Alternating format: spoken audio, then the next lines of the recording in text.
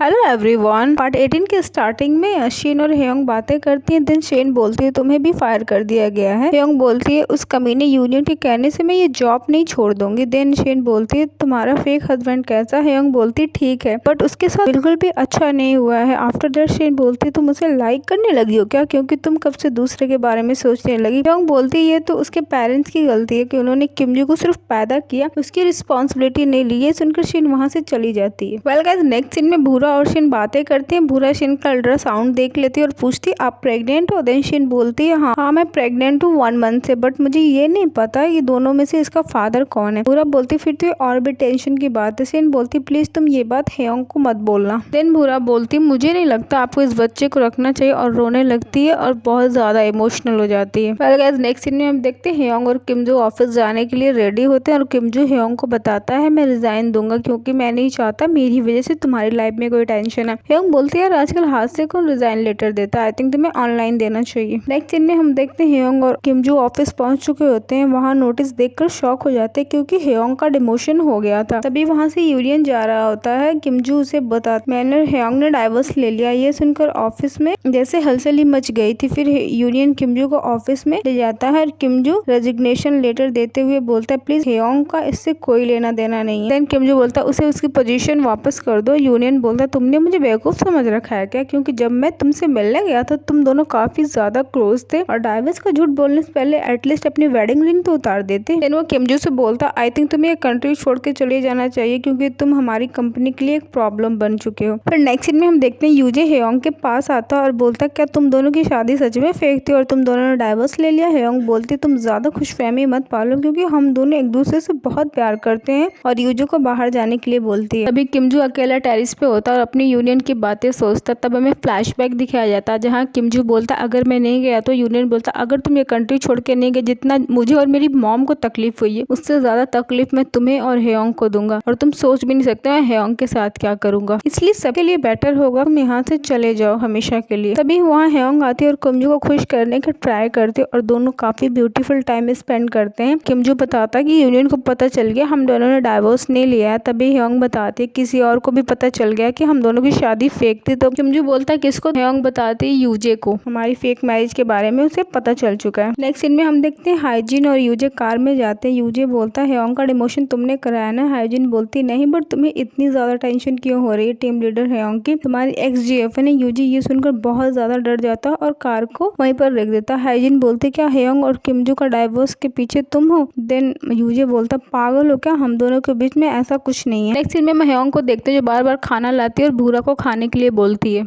Next day हेयोंग फिर morning में जाती है तो भूरा बोलती है आप कहाँ जा रही हो? बिजनेस ट्रिप पे?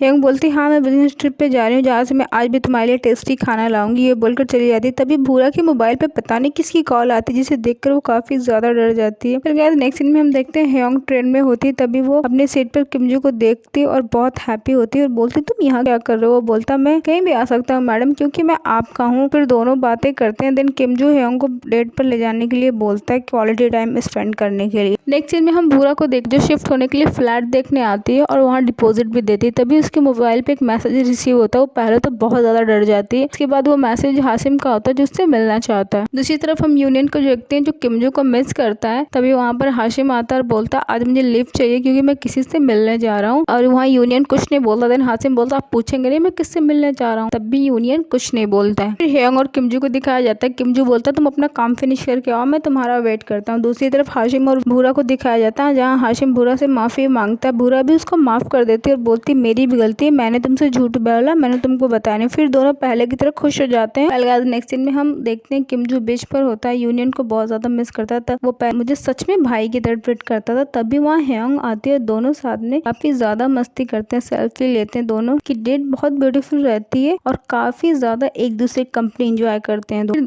थोड़ी देर बाद हेयोंग अकेली बैठी होती है और बहुत सैड रहती है। फिर किमजू उससे पूछता तो वो बताती है डेथ के बाद मैंने घर छोड़ दिया था और मॉम बहुत ज्यादा अकेली हो गई थी। मैं रहती शायद उन्हें डिमेंशिया नहीं होता। पता नहीं वो 5 ईयर कैसे मॉम ने गुजारा। आई विश मैं वो सब जान पाती। जो कुछ नहीं बोलता बट उसके फेस एक्सप्रेशन देख के ऐसा लगता है जैसे उसे उन 5 सालों के बारे में बहुत कुछ पता है। नेक्स्ट सीन में फिर हम किमजू और हेयोंग को जहाँ किमजू हेयोंग से बोलता मैडम आपको एडिट याद तो रहेगी ना? हेयोंग बोलती है मैं चीजें बहुत जल्दी भूल जाती हूँ। किमजू क्यूट सा फेस बनाकर बोलता है क्या मतलब तुम ये डेट भी भूल जाओगी। हेयोंग बोलती है अगर तुम चाहते हो ना मैं ना भूलूं तो मुझे दोबारा डेट पर लाना। नेक्स्ट सीन में हम देखते हैं भूरा टेरिस पर लेटी होती है और हाशिम की बातें सोचती है जो बोलता है क्या तुम और बॉस डेट कर रहे हो। भूरा बोलती है ऐसा कुछ नहीं है। हाशिम बोलता है आई थिंक बॉस तुम्हें लाइक करते हैं। ये सोचकर भूरा बहुत ज्यादा हैप्पी है। जब वो नीचे जाने लगती तभी उसे एक आदमी दिखाई देता और वो सोचती मेरे डैड है और उसे अननोन नंबर से कॉल आती है और वो बहुत ज्यादा डर जाती है। तभी हेयोंग और किमजू भी घर आते हैं। बात करते हुए अंदर भूरा अम्ब्रेला लेकर बाहर आती। तभी दूसरी तरफ हेयोंग को मैसेज रिसीव होता और वो भूरा का नाम लेकर भागती। किमजू भी उसके पीछे भागता और वो लोग देखते कोई आदमी ने भूरा को हक किया हुआ है। भूरा चिल्लाती है किमजू से हटाकर मारने लगता है। हेयोंग उसे हक कर लेती है और तभी वो लोग देखते हैं वो आदमी कोई और नहीं बल्कि प्रेसिडेंट यूनियन है। ये देखकर सभी लोग काफी ज्यादा शॉक होते हैं। वहीं पर पार्ट 18 की एंडिंग हो जाती है।